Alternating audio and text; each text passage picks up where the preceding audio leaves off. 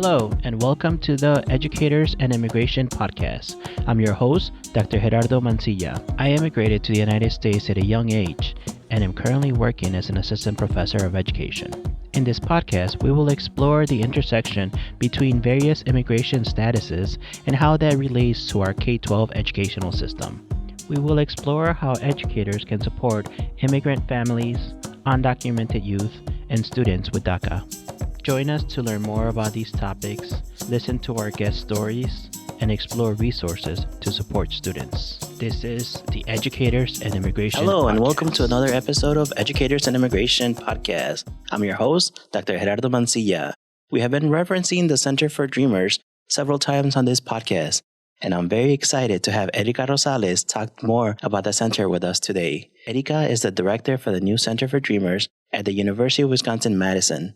Erika received her graduate degree from the University of Wisconsin-Milwaukee from the Cultural Foundations of Community Engagement and Education program.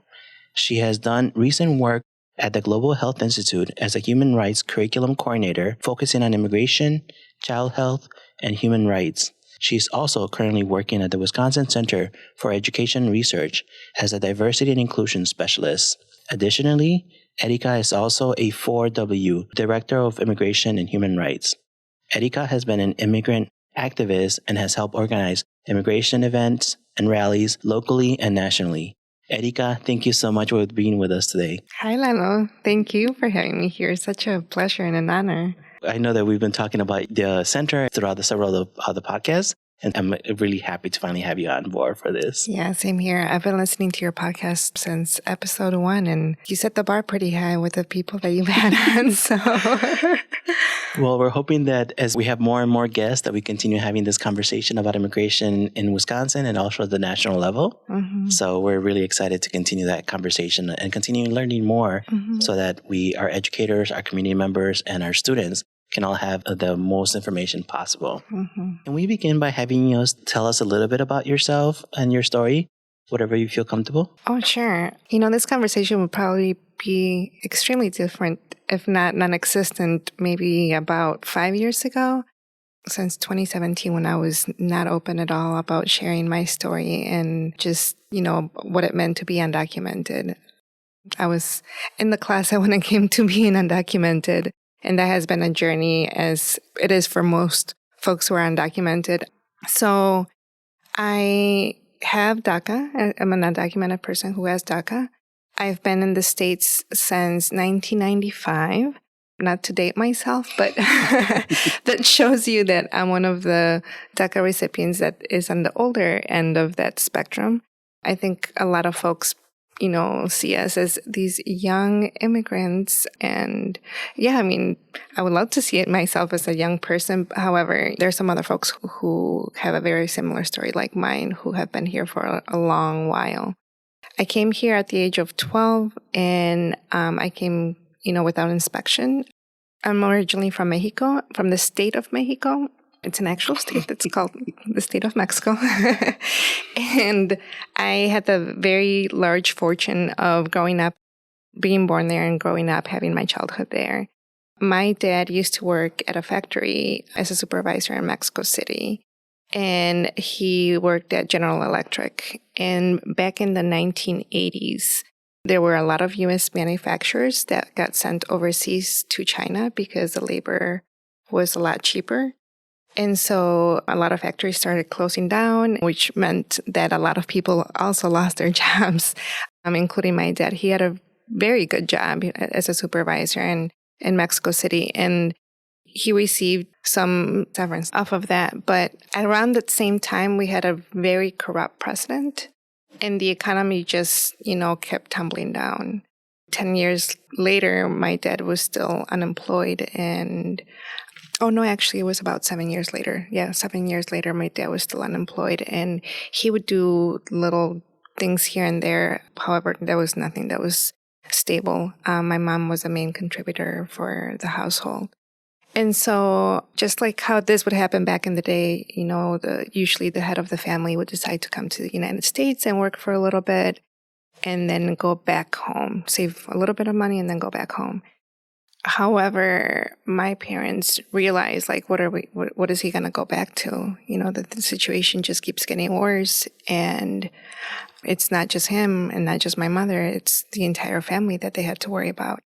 So then it was decided that the whole family would come, to just kind of make the story short. But since my dad was here, it was pretty much impossible for us to get a passport or a visa or anything, because one parent can't sign off on a child leaving the country, because both parents have to sign off. Otherwise, it's actually considered kidnapping if they're even attempting to do that. So my mom was able to come here with her visa and passport. That was great for her. But then on the other end, for us, my sister and I, we had to come, undocumented through that route. And unlike other DACA recipients who sometimes have to find out that later down their life that they are actually undocumented, I was very aware the entire time. I knew what it meant for me. I knew what the risks were, and I knew what the risks were, not just for myself, but also for my family. Alongside with having to learn with the, dilemma of being a teenager and learning the language and learning the culture and all of those things. So I think the knowing piece of knowing that I was undocumented also led to me just saying, oh, I guess I can't go to college, or kids like me who are undocumented and brown and don't have necessarily the language down 100% don't go to college. So I never considered college as an option. Also financially, my parents worked 2 jobs, but they were minimum wage. And a lot of the times we were just on survival mode, which also meant not just financially, but also with a focus on education was almost non-existent in my household. And not to blame my parents, they did what they could best to support us, but it was not necessarily a priority because of the priority mainly being bringing food home and having those things being present. And then later down my life, I guess I just realized that I did want to go to college. And I attended Madison College, which I always, root for Madison College because it's such a great institution, especially for folks who might not have an option for a 4-year degree. So I went there to get my associate's degree, and then I decided that I wanted to try to go to a 4-year university. But this was before DACA, and this was before anybody knew that I was undocumented. So I had to try to navigate what that meant like for me. I knew that I would have to pay out-of-state tuition, and I didn't have the funds for that. So I had a car accident. I shattered my knee and broke my ankle. And I had some money come from that. So part of that money, I thought, this could go to my education. While also knowing, even if I graduate, I can't technically work. I still don't have a social security number. My driver's license is actually going to expire because that's when they took driver's license away for undocumented people. And I'm essentially going to have this degree after paying $50,000 and not be able to do anything with it. But I said, you know what? If I have to leave the country or if I get deported, at least I have that under my belt. So I did go to Whitewater, and I loved it. I got my international studies degree, and I absolutely loved it. My degree and my professors were wonderful, and I graduated. And when I graduated, that's exactly what happened. I had paid over $50,000 out of my own pocket. I was fortunate, not everybody has the same. It was out of a car accident, but the financial piece was a blessing. And so I graduated and I got actually very, very depressed because I didn't have a driver's license. So I became afraid to just even drive to work where I was still getting paid $11 an hour. That had nothing to do with a degree that I had just gotten and never thought that I would, but I did. And so that was there for a couple of years until DACA came around. And when DACA came around, it felt unreal. I knew that it was not a pathway to citizenship, but knowing that I could do all of the things that I wanted to, that the possibility was now there, was pretty incredible. Thank you so much for sharing your history and your story as well. As you mentioned, it's one of those things that we hold dear for ourselves. And I could relate to a lot of what you were talking about in terms of just thinking about like how long it took me to even just share my own story. And because of the same reasons that you had talked about, I appreciated how you mentioned the idea of like being transnational families and what does that mean. 1990s, I also immigrated around the same time. And so thinking about how for a long time there was no pathway, there was no conversation, there was no knowledge in the community or even with the counselors or the teachers that could guide you in terms of thinking about if you're undocumented, what does it mean for you to be able to go to college, or what are the different pathways that you grow up and you're always wondering, like, am I the only one that's navigating that? Oh, yeah. Am I the only one that is trying to support, like, understand the immigration laws and how complicated they are? Yeah. I oftentimes felt that I was the only one.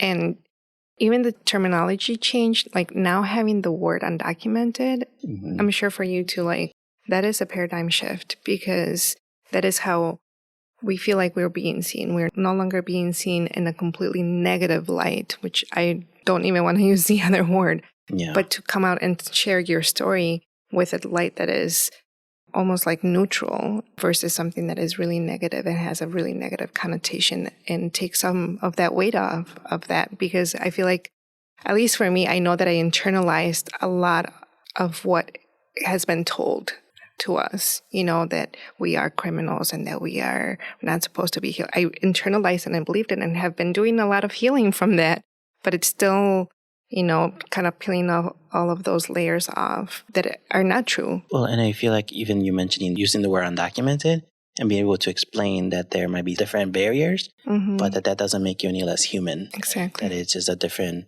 situation that you're under. Yeah. And I feel like that also allows us to have these other conversation of being undocumented means that there might be other pathways or there might be other ways of doing it. And in doing so, changing the conversation so that we could say, because we weren't talking about it before, we didn't have any counter stories or any ways of refuting those ideas or refuting those messages, because we only saw what the media was telling us at that point. And we know that the media can give us very, very bad images of ourselves. Correct. Yeah. And so again, I want to thank you for sharing your story. And so my next question is, what keeps you passionate about working with undocumented students and the work that you currently do now? You mentioned a little bit of your personal story. What is that motivation, or what is your mission or your vision of how you want to continue doing this kind of work? I would say for sure those that are like me, because I know being undocumented is really difficult. Even if you have DACA, there's still some barriers there. And I also know that with DACA recipients, we have a very similar story, and also with undocumented folks as well, especially the population that we're serving. It's students. And so I feel that students who are undocumented and those who have DACA, the similar story is that we came here for opportunities. And I would say that the vast majority of us are very aware of that. And we're also very aware of the sacrifices that our parents and our families have had to make in order for that to happen. And that also has created a lot of resilience.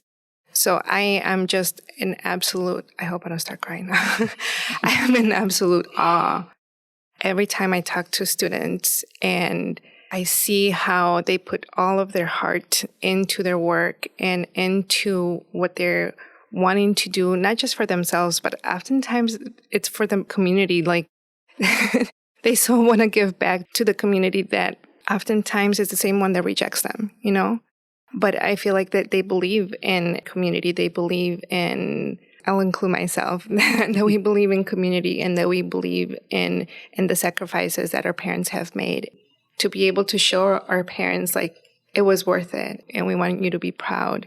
And we want to show you that it was worth it because of this.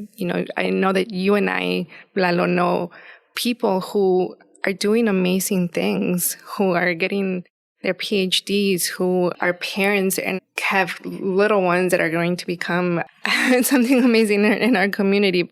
And so I think that the inspiration that others give me is that passion that it keeps coming. And especially when I have those direct conversations with folks.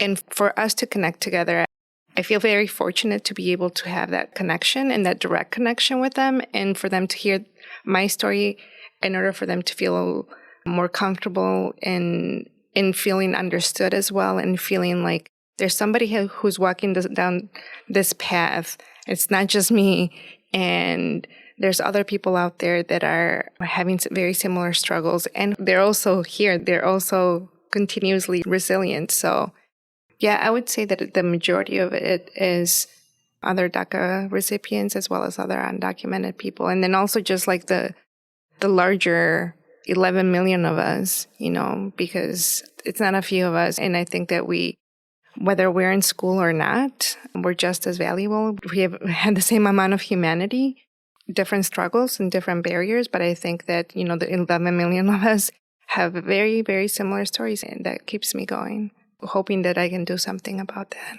Well, and I love how you use the word of community and building resources and leaving the locations that we are a better place for others who are coming after us too. Exactly. And so the word that came to mind for me was also advocacy. Mm-hmm. And how do we advocate for others? How not only do we advocate for ourselves, but then be able to create those systems of support, systems of programs, different things that are going to make it easier for the next generation as well. Well, I saw in the notes here that the episode is called Aliento, and I was like, oh my gosh, that makes me want to cry, because that is essentially what it feels like to me. Sometimes when you have so much burden, you feel like you can't breathe, And so to be able to provide some of that relief so that people can breathe a little bit more and take a longer breath, I hope that we can do that at the center. I hope that through our services, or even just having a conversation with me or with the community programming that we'll be doing, or anything that we do, that we're able to provide more of that for folks to breathe a little bit more. Thank you for bringing that up. So Aliento, Reina Montoya was our guest on our last episode. Mm-hmm. And so the not-for-profit that they started was actually Aliento because of the same reason of how do we create this space of healing, the space of nurturing, the space of taking care of each other, especially knowing that we're all in the same struggle, that we're all in the same fight. Activism, we're all constantly pushing for this. How do we take that moment to take care of ourselves too? Exactly. And you mentioned the Center for Dreamers. Can you tell us a little bit more about the Center for Dreamers? Yeah, so the center was a result of a grant proposal.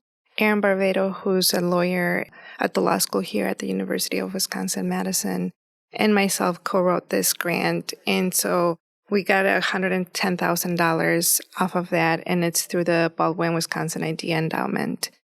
And so essentially the Center for Dreamers is a project in collaboration with the Immigrant Justice Clinic, where Aaron is the director of that clinic at the law school. And so we provide a holistic approach to our work. So our main focus is DACA recipients, but we will not turn anybody away, any undocumented person away. And we have that as a focus because of the grant. They usually want you to have a focus. So that is our main focus. But we have also been serving undocumented folks.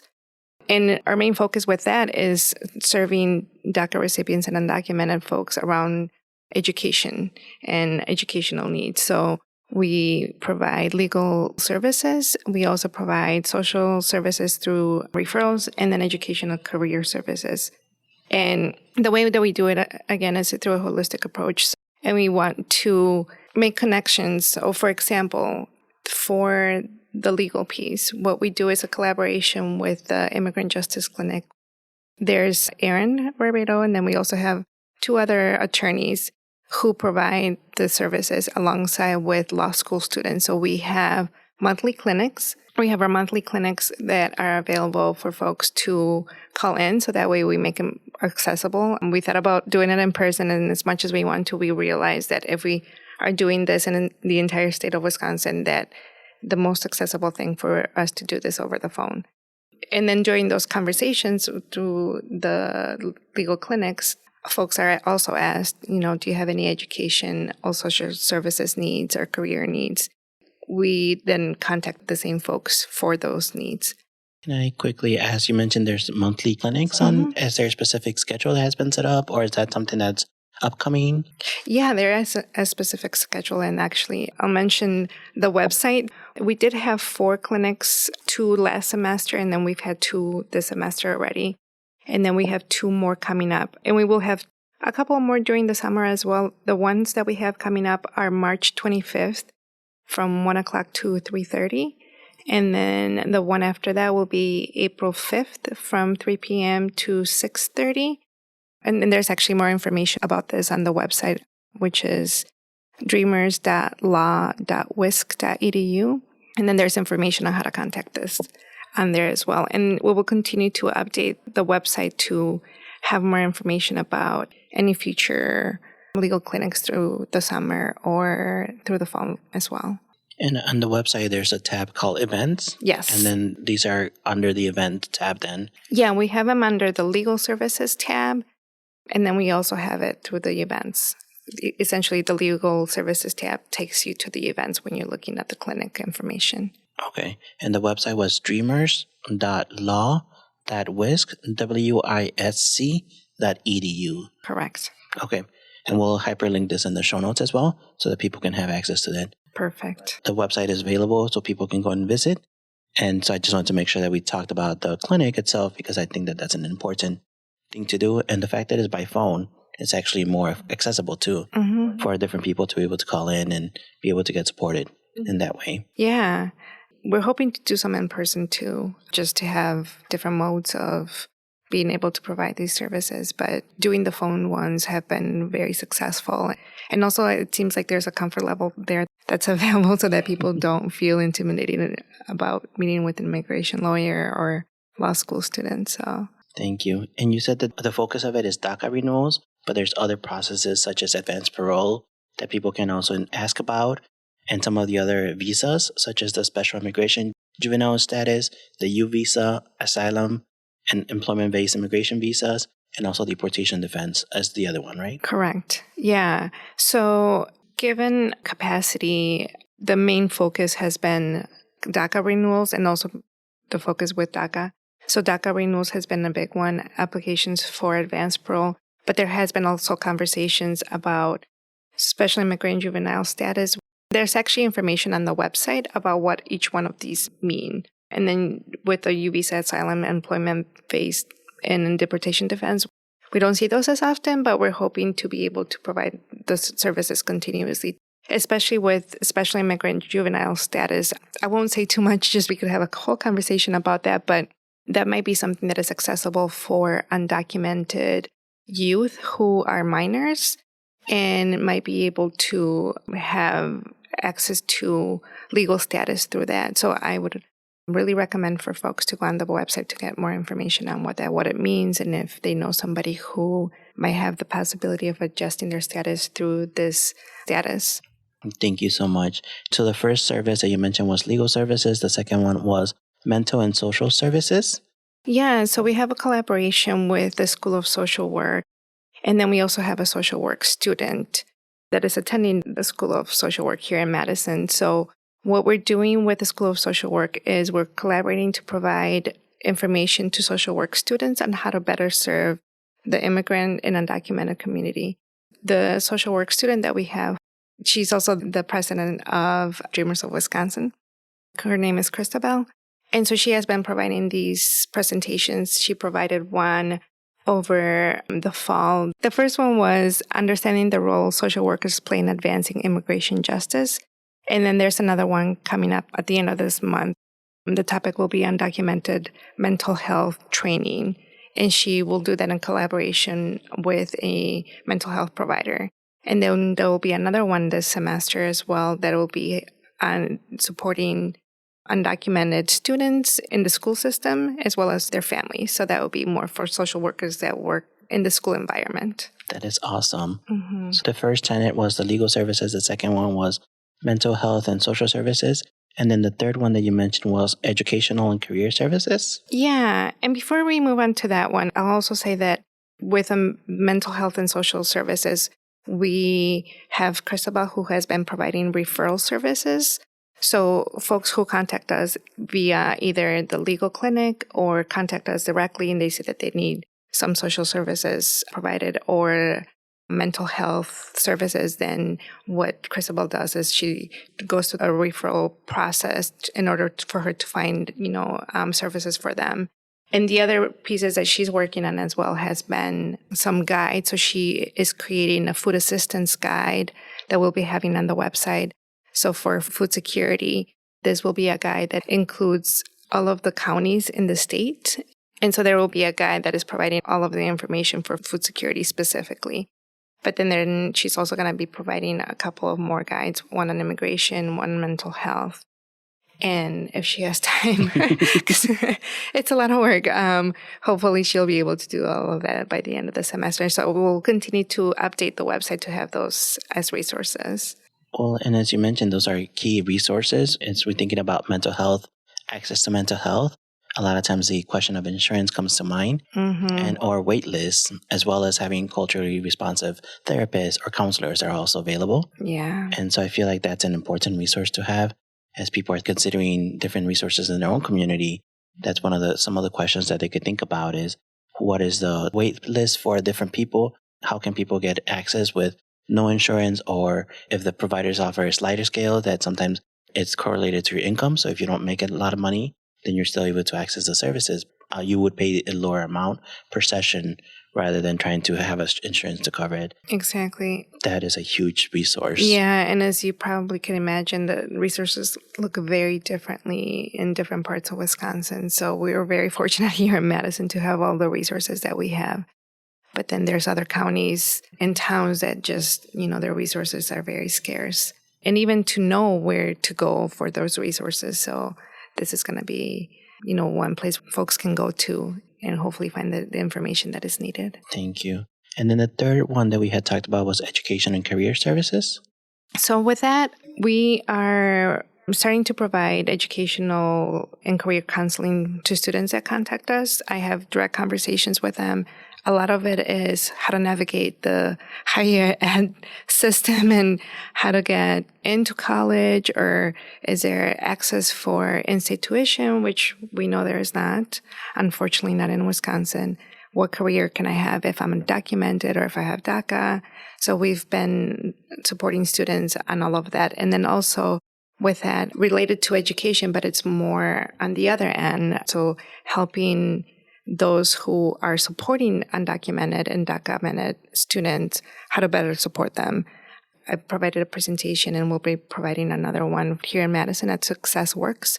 And that's the unit that kind of supports the students in the transition from college to an employment-based. Yes. Success Works has a lot of supports already. They have, for example, workshops and documents on how to create a resume, how to prepare for interviews, how to navigate networking. As we know, that's a lot of really great information. However, that can look very different for somebody who has DACA or is undocumented, even just creating the resume on that on its own. So we're going to continue to collaborate with them to provide those documents, but more specifically to this population. I've also been providing lectures at the law school. And then I'll be doing more presentations with the Mortgage Center for Public Service. And so those are just some conversations and educational pieces. We're hoping to continue that and providing that for administrators, staff, faculty, so that folks can have better understanding of what it is to serve DACA and undocumented students. There's, as you probably know, a lot of misinformation or a lot of lack of information. And oftentimes people don't know exactly where to start, where to go, or what things even mean. So that's a pretty large undertaking. And also we've only been around for about 4 months. So we officially didn't start until the beginning of October. We got the grant around the middle of March, I want to say. I think it was March 15 of last year, but we didn't actually start this work until October. So we're a few months in. Well, with those 4 months in that you're all in, you are doing amazing work in terms of the legal support, the mental and social services, as well as the education and career services. Thank you. One of the questions that I always ask is also, how can people support the center, and what can people do to support this work? There's a few things. I think that spreading the word is going to be really beneficial so that people, especially DACA and undocumented folks, can come to us for the resources. Also, visiting our website. And there are several things on there. They can sign up for volunteering. They can subscribe to our email listserv, and they can also donate. As I mentioned, this is a 2-year grant, and my salary is covered by part of that grant, but only at 50%, so I still have another job. I would love to do this at 100%, and right now, for the next 2 years. It looks like it will be 50% unless we get more funding. So receiving that funding to cover my salary and then hopefully also the salary of new staff would be amazing. And it's important to make sure the team continues growing because there's a lot of services that can be provided for the community, not only our local community, but you're literally serving all of Wisconsin as well. And so thinking about how do we continue supporting that to make sure we address all the needs. Exactly. On Monday, there's going to be 2 new interns who will be starting, and that has been support. That has been part of my collaboration with SuccessWorks. They were able to provide me 2 interns through their social justice internship program at no cost to us. So again, I think it takes a village when it comes to this work. So I'm really grateful for all of the support that we've been receiving. Thank you. So you all are doing a lot of great work at the Center for Dreamers. And I know that there's also another project that we're working together along with a couple of other people. And so we wanted to take this time to quickly mention this new project that's coming out. So we're working with Yesenia Villalpando, Dana Bukelec-Selva, Erika Rosales, and myself. We're working on a new project called MISOL, Mexico International Study Opportunity for Learning. And so one of the things that we're really excited about this project is the opportunity to think about how can DACA students travel abroad to be able to take advantage of advance parole. So with advance parole, there's 3 different purposes that you can leave the United States. The first one is humanitarian, the second one is for education, and the last one is for work. And so we're actually really excited about the opportunity to think about what does it look like to have an international program where DACA students travel to Mexico to learn more about the culture, the history, the heritage of Mexico, and then being able to take advantage of the Advance Parole program as well. Erika, I know that I'm very excited about that program. How are you feeling about that program? I'm so excited. I think all of us are. Yeah, there's a lot there because, as you know, it's been a little challenging. There's a lot of barriers that we've come up against, but I think that the 4 of us are very stubborn, it seems like. Because no matter how many times they tell us no, we're still looking for other ways. Persistent? Yes. We're very persistent? Yes. We're very persistent. I think because we know what's on the other side, too. I was able to travel to Mexico last year with advance parole under the humanitarian category to go visit my dad. And I know the impact that has had in my life. And again, as I had mentioned earlier, I came here at the age of 12. So I remember my childhood. I remember my life there. There's a lot of DACA recipients who don't have those memories. They came here when they were very, very young and have that disconnect from land, home, family, and with that identity. And so we want to be able to create this program to be able to bring that, to have that reconnection, because it's essentially a part of who you are, like all of those things that I just mentioned. We have been receiving a lot of support, as much as barriers as we have had to deal with. We've also received a lot of support, and we have a collaboration with UNAM, Universidad Autónoma Nacional de Mexico. So we are very hopeful. There's going to be more information coming on that, I'm sure. But we can definitely say that this is something that the 4 of us, are very committed to. And hopefully we can do this as a pilot program this year and then have it continue. And then we're also hoping to do this not just in Mexico. We're also hoping to do this in other parts of the world, possibly, right, Lalo? Yes. Because we know that there's a need. And there's so many opportunities that will come from that. Folks being able to have a legal entry when they come back into the United States, folks being able to connect with their family, with their land, and then also have a healing process, which we also want to attend to during this program. So it would be an educational program and then also an opportunity for folks to connect with big parts of who they are. So yeah, I join you with that in that excitement, Lalo. Well, and I just want to reemphasize, you mentioned the legal entry when the students who have DACA travel abroad and come back on their advanced parole, they come in with a legal entry. So like, for example, myself, I came without inspection as well. So that was not considered a legal entry. Yeah. But then this one will have the legal entry, which will ultimately help the students once they adjust their status. Yeah. Once they have a pathway to adjust their status. Exactly. Then that legal entry allows them to not have to leave the United States.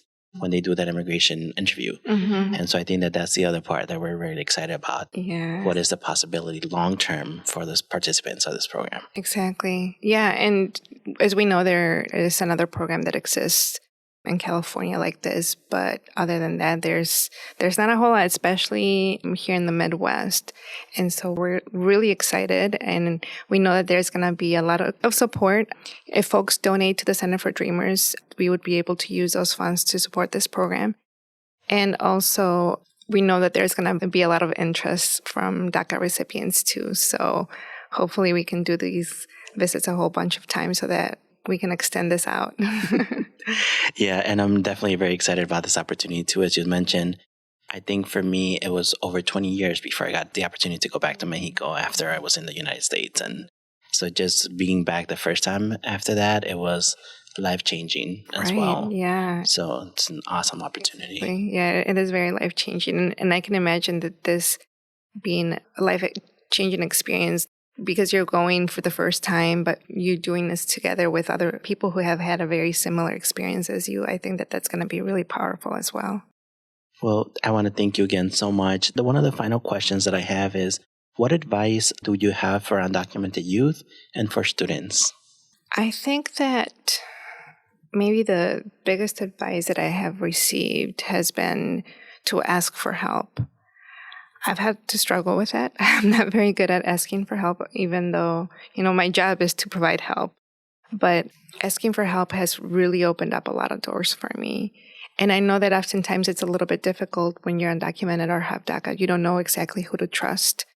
And so building relationships with folks is another part of that. And also staying resilient and determined. It's hard right now. We're still in a pandemic. And there's a lot of things that we need to take care of and have to think about and navigate on top of the immigration uncertainties. But I think that as undocumented people, I think that we are at our core, just by the nature of our circumstances, we're extremely resilient people. And we also have to take care of ourselves. We have to do things that bring us joy. So I would say that's a big one, like do things that bring you joy, so that you can pour into yourself, so that you can continue to pour out into the world, into your community.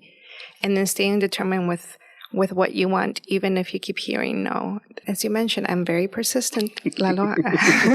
And so I think that the blessing from that is always getting a no and saying, all right, well, I'm going to look for a yes some other way.